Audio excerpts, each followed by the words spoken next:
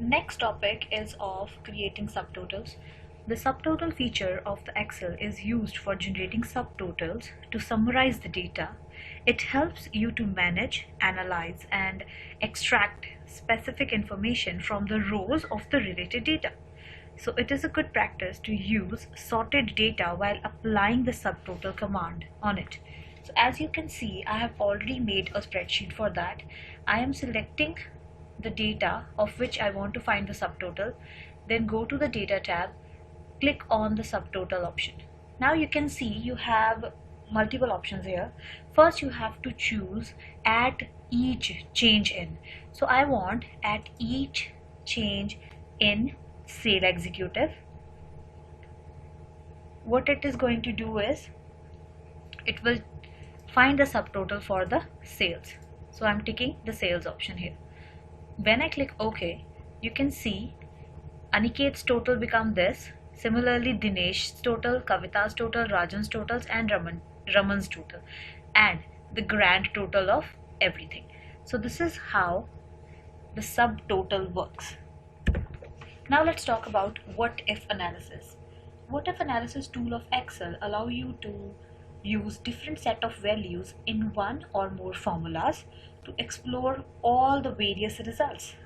So by using these tools, you can do what if analysis to analyze the complex data or two different set of data on the same subject.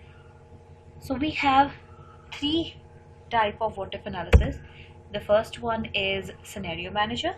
Scenario manager is the important tool of Excel which you use to test the what if questions.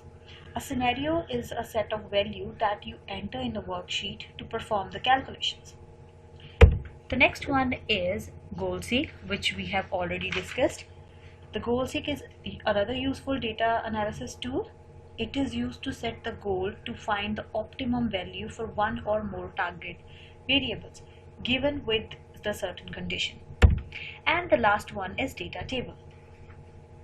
So data table is the way to see different results by altering an input cell in your formula. Instead of creating different scenarios, you can create a data table to quickly try out different values for the formulas.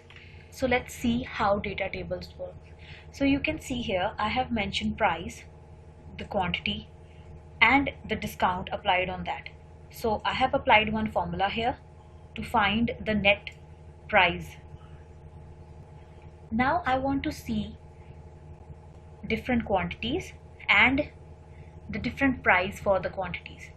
So what I'm going to do is I will select this data from here.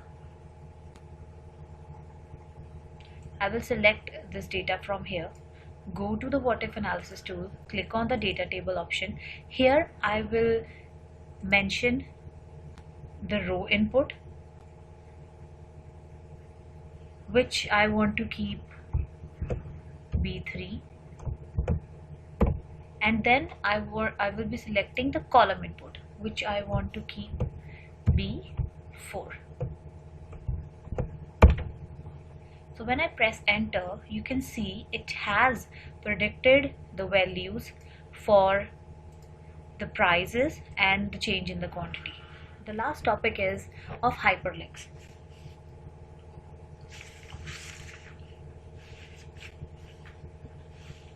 The last topic is of hyperlink. A hyperlink is a colored and underlined text or the graphic which works as a reference to the specific location, document, or the web page that the user can jump to by clicking the link. So in other words, it is a quick way to view and assess the related information from the different sources.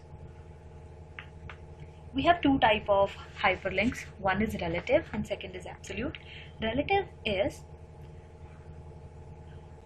a relative hyperlink contains partial address. Partial means half, which is relative to the address of the destination file. For example, abc.xlsx, it is a small name, and an image name like capture.jpg. So this is a relative hyperlink. An absolute hyperlink is a hyperlink that contains the full address of the destination file or the web page. Likewise, www.google.com. So we will be writing https then www.google.com, or you are providing a proper address of your drive like C, then users, then app data, Excel, document, like that. So this is how the hyperlink works. How you can insert a hyperlink: go to the insert tab, click on the hyperlink option. First, you can create a hyperlink of the existing document, like existing file or the web page.